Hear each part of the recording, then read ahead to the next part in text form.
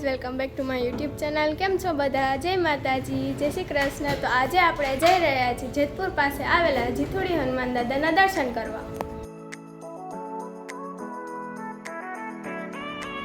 હનુમાન દાદાના દર્શન કરવા માટે જતા રસ્તામાં વાતાવરણ પણ ખૂબ જ સુંદર લાગી રહ્યું હતું।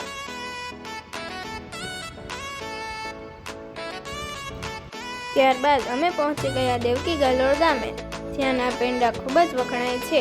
અહીંયા ઘણી બધી દુકાનો પણ આવેલી છે જે તમે જોઈ શકો છો અને ઘણા લોકો પેંડા પણ બનાવી રહ્યા છે।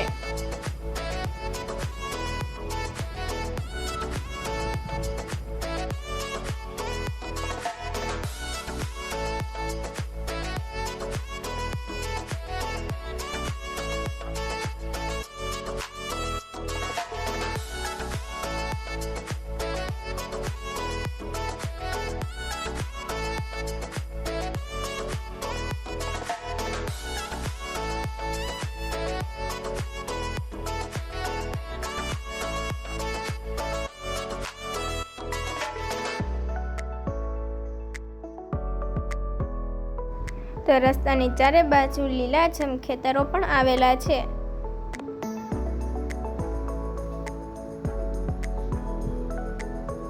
જે ખૂબ સુંદર દેખાઈ રહ્યા છે।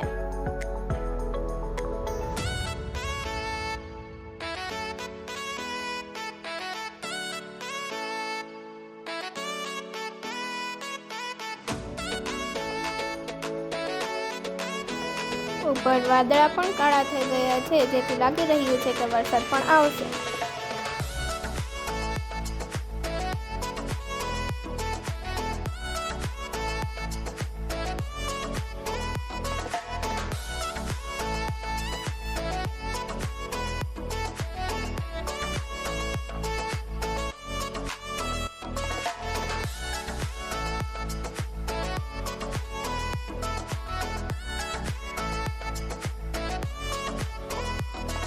ત્યારબાદ આપણે પહોંચી ગયા જેથોડી હનુમાન દાદાના દર્શન કરવા માટે।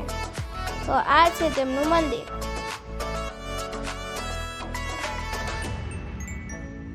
તો અહીંયા સિલુ પરિવારના સુરાપુરા દાદાનું પણ મંદિર આવેલું છે। તો તમે સુરાપુરા દાદાના દર્શન પણ કરી શકો છો। મંદિરની અંદર પ્રવેશતા જ અહીંયા ખૂબ હવા હોવાથી ધ્વજા પણ સારી ફરકી રહી છે। ત્યારબાદ સામેની બાજુ મહાદેવની શિવલિંગ આવેલી છે જેના આપ સૌ દર્શન કરી શકો છો।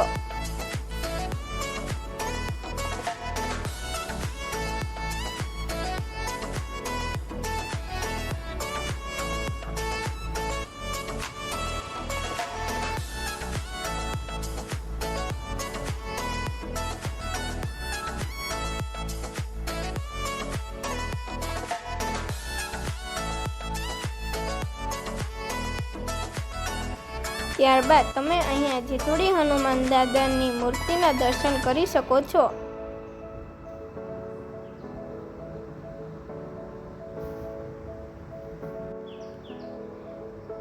તો આ છે હનુમાન દાદાનું મંદિર।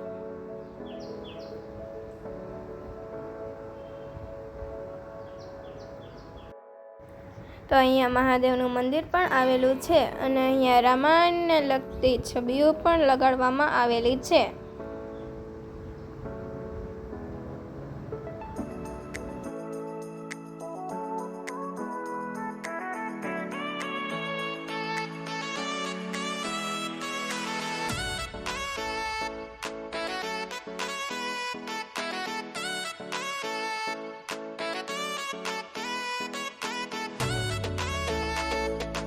જેથોડી દાદાના દર્શન કર્યા બાદ અમે પહોંચી ગયા પરબધામ।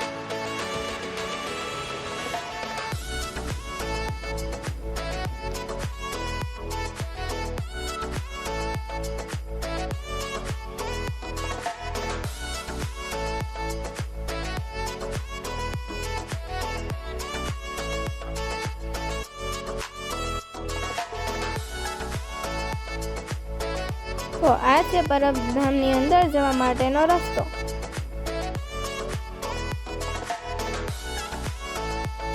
જો તમને મારો આ વિડીયો પસંદ આવ્યો હોય તો મારી ચેનલને લાઈક કરો, શેર કરો, સબસ્ક્રાઈબ કરો અને બાજુમાં આપેલું બેલ આઇકન જરૂરથી ક્લિક કરો, જેથી મારા અવનવા વિડીયોની નોટિફિકેશન તમને સૌથી પહેલાં જોવા મળે.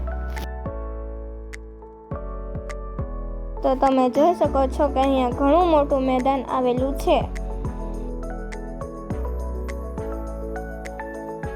મંદિરની સામે આવતા જ અહીંયા ક્ષીરસાગર નામનો કુંડ આવેલો છે.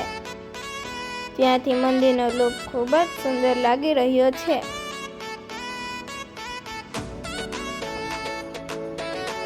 અને ધજા એ પણ સારી એવી ફરતી રહી છે.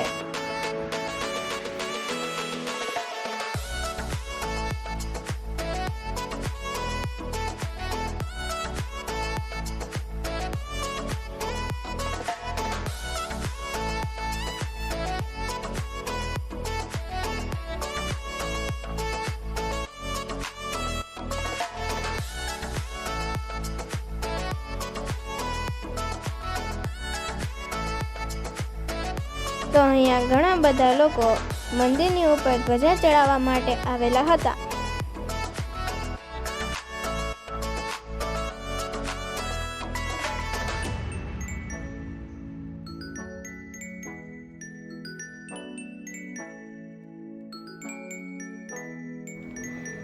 મંદિરની અંદર વિડીયોગ્રાફીની મનાઈ હોવાથી હું તમને અંદર દર્શન કરાવી શકીશ નહીં, જેથી તમે બહારના લુક એન્જોય કરી શકો છો.